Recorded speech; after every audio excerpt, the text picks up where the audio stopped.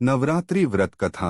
नमस्कार दोस्तों, स्वागत है आप सभी का हमारे YouTube चैनल पर। श्री दुर्गा नवरात्रि व्रत कथा करने से आपको सभी 9 देवियों की कृपा प्राप्त होगी, इसलिए माता रानी को प्रणाम करते हुए कथा को प्रारंभ करते हैं। तो सुनते हैं कथा को। वैदिक पंचांग के अनुसार चैत्र नवरात्रि 9 अप्रैल यानी आज से शुरू हो गई है। यह 9 दिन शक्ति की आराधना के होते हैं। वही मान्यता है, जो भी व्यक्ति पूरी श्रद्धा और भक्ति से मां दुर्गा की पूजा अर्चना करता है, उसकी सभी मनोकामनाएं पूर्ण होती हैं। वही माता रानी की पूजा अर्चना के साथ आपको इस कथा का पाठ भी जरूर करना चाहिए। श्री दुर्गा नवरात्रि व्रत कथा करने से आपको सभी 9 देवियों का आशीर्वाद प्राप्त होगा, साथ ही जीवन में संपन्नता बनी रहेगी। आइए जानते हैं व्रत कथा के बारे में। एक समय बृहस्पति जी ब्रह्मा जी से बोले, हे ब्राह्मण श्रेष्ठ, चैत्र व आश्विन मास के शुक्ल पक्ष में नवरात्र का व्रत और उत्सव क्यों किया जाता है? इस व्रत का क्या फल है? इसे किस प्रकार करना उचित है? पहले इस व्रत को किसने किया, सो विस्तार से कहिए।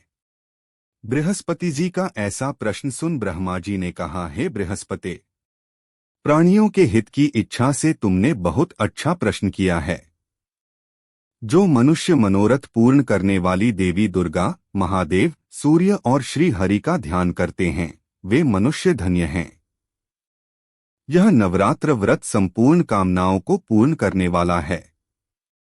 इसके करने से पुत्र की कामना वाले को पुत्र, धन की लालसा वाले को धन, विद्या की चाहना वाले को विद्या और सुख की इच्छा वाले को सुख मिलता है।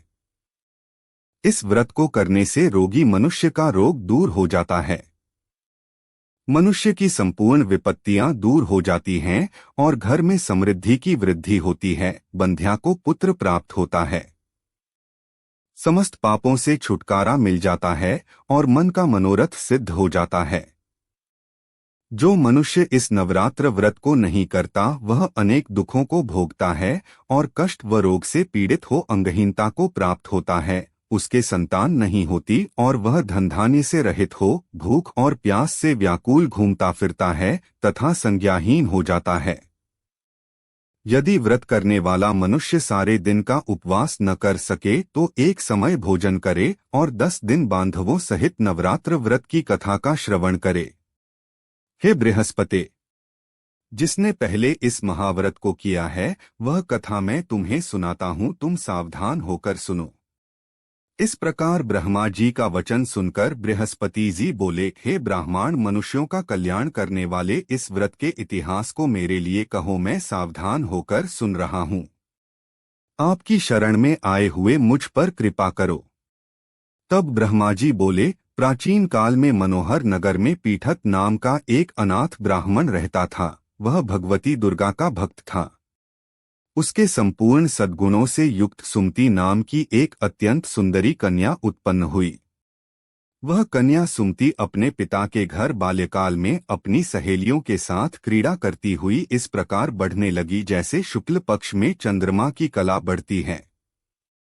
उसका पिता प्रतिदिन जब मां दुर्गा की पूजा करके होम किया करता, वह उस समय नियम से वहां उपस्थित रहती।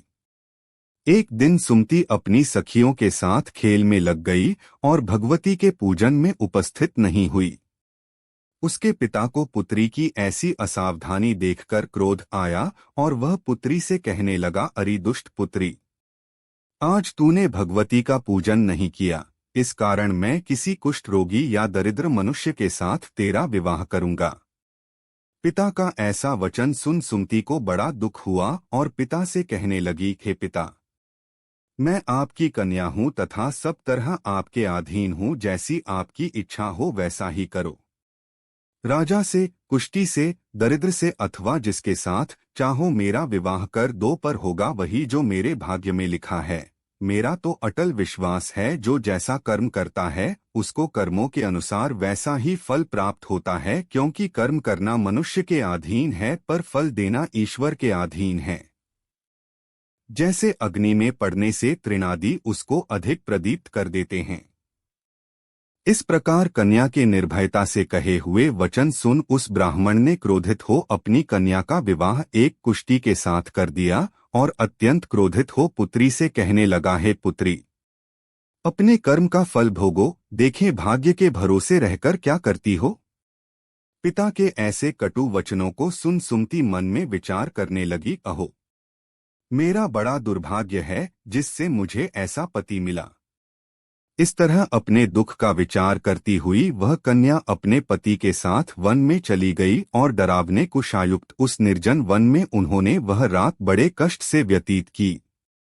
उस गरीब बालिका की ऐसी दशा देख देवी भगवती ने पूर्व पुण्य के प्रभाव से प्रकट हो सुमति से कहा, हे दीन ब्राह्मणी, मैं तुझसे प्रसन्न हूँ, तुम जो चाहो सो वरदान मांग सकती हो। भगवती दुर्गा का यह वचन सुन ब्राह्मणी ने कहा, आप कौन हैं वह सब मुझसे कहो। ब्राह्मणी का ऐसा वचन सुन देवी ने कहा कि मैं आदि शक्ति भगवती हूँ और मैं ही ब्रह्म विद्या व सरस्वती हूँ। प्रसन्न होने पर मैं प्राणियों का दुख दूर कर उनको सुख प्रदान करती हूँ। हे ब्राह्मणी, मैं तुझ पर तेरे पूर्व जन्म के पुण्य के प्रभाव से प्रसन्न हूँ। तुम्हारे पूर्व जन्म का वृतांत सुनाती हूँ, सुनो। तू पूर्व जन्म में निषाद भील की स्त्री थी और अति पतिव्रता थी। एक दिन तेरे पति निषाद ने चोरी की। चोरी करने के कारण तुम दोनों को सिपाहियों ने पकड़ लिया और ले जाकर जेल खाने में कैद कर दिया।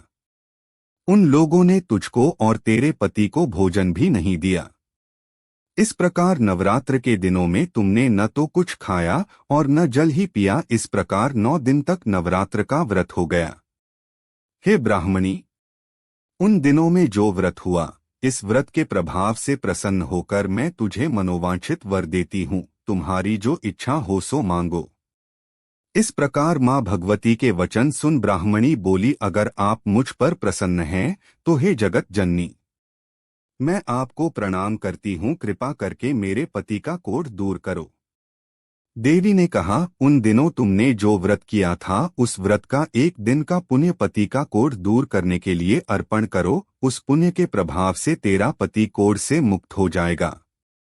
ब्रह्मा जी बोले। इस प्रकार देवी के वचन सुन वह ब्राह्मणी बहुत प्रसन्न हुई और पति को निरोग करने की इच्छा से जब उसने तथास्तु ठीक है ऐसा वचन कहा, तब उसके पति का शरीर भगवती दुर्गा की कृपा से कुष्ठ रोग से रहित हो अति कांतिवान हो गया।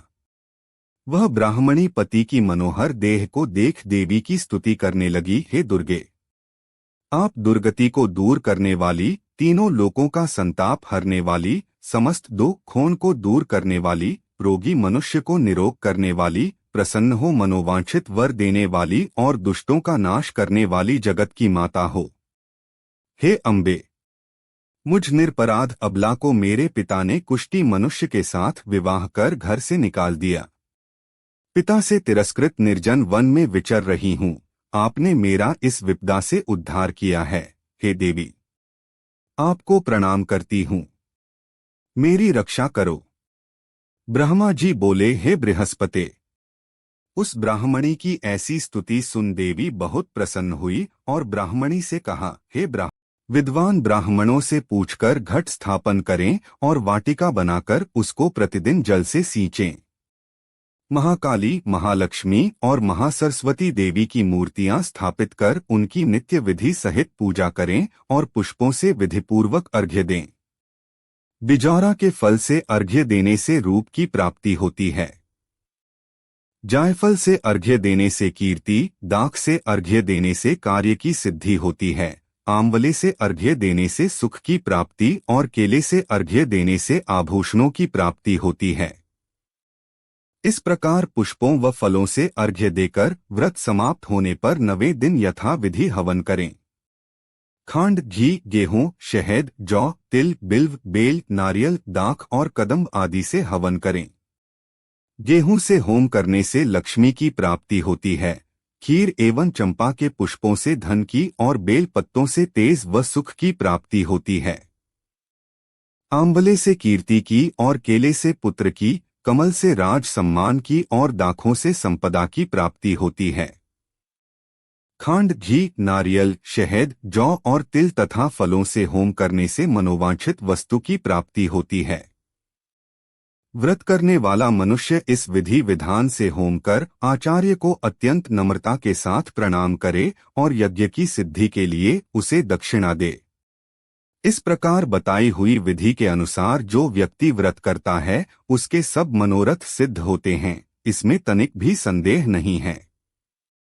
इन 9 दिनों में जो कुछ दान आदि दिया जाता है उसका करोड़ों गुना फल मिलता है। इस नवरात्र व्रत करने से अश्वमेध यज्ञ का फल मिलता है। हे ब्राह्मणी, इस संपूर्ण कामनाओं को पूर्ण करने वाले उत्तम व्रत को तीर्थ, मंदिर अथवा घर में विधि के अनुसार करें।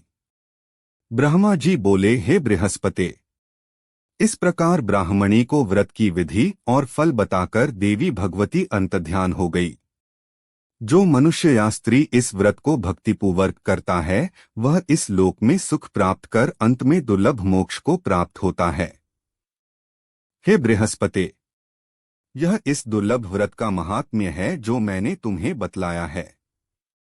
यह सुन बृहस्पति जी आनंद से प्रफुल्लित हो ब्रह्मा जी से कहने लगे कि हे ब्राह्मण, आपने मुझ पर अति कृपा की जो मुझे इस नवरात्र व्रत का महात्म्य सुनाया। ब्रह्मा जी बोले कि हे बृहस्पति, यह देवी भगवती शक्ति संपूर्ण लोकों का पालन करने वाली है, इस महादेवी के प्रभाव को कौन जान सकता है। बोलो देवी भगवती की जय।